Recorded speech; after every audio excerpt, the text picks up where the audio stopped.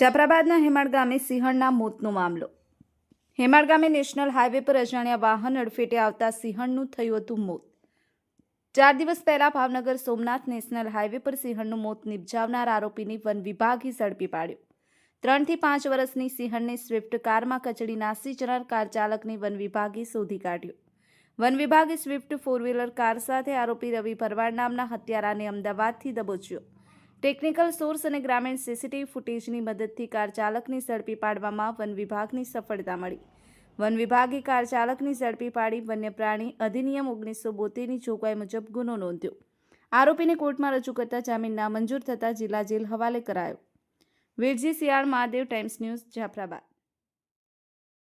જાફરાબાદના હિમાળ ગામમાં 4 દિવસ પહેલા જે સિંહણનું મોત નિપજાવનાર આરોપીને ઝડપી પડ્યો છે, શું આખી ઘટનાથી શું કહેશો?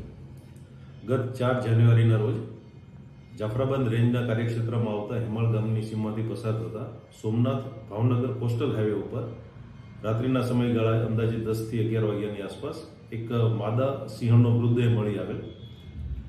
આ મૃત્યુ કોઈ પૂરપાટ વાહનની અડફેટે આવી જવાના કારણે થયેલું હોય એવું પ્રાથમિક દ્રષ્ટિએ જણાયું હતું, જે પીએમના આધારે કન્ફર્મ પણ થયું। આ બાબતે તપાસ શરૂ જાફરાબાદ રેન્જ ફોરેસ્ટ ઓફિસર દ્વારા ઉનાથી લઈને ભાવનગર સુધીના હાઈવે પર ઉપર આવતા તમામ ટોલ નાકાના સીસીટીવીની તપાસ કરવામાં આવી, જેમાં એક શંકાસ્પદ સ્વિફ્ટ વાહન લાગતું હતું કે જેના કારણે આ મૃત્યુ થયું હોય।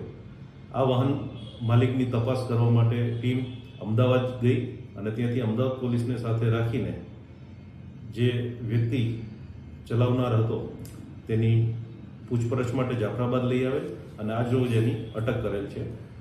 આ આરોપીને નામદાર જાફરાબાદ કોર્ટમાં આજરોજ રજૂ કરવામાં આવે અને કોર્ટ દ્વારા આરોપીને જેલ હવાલે કરાયો છે। સાહેબ, શું લોકોને અપીલ કરજો?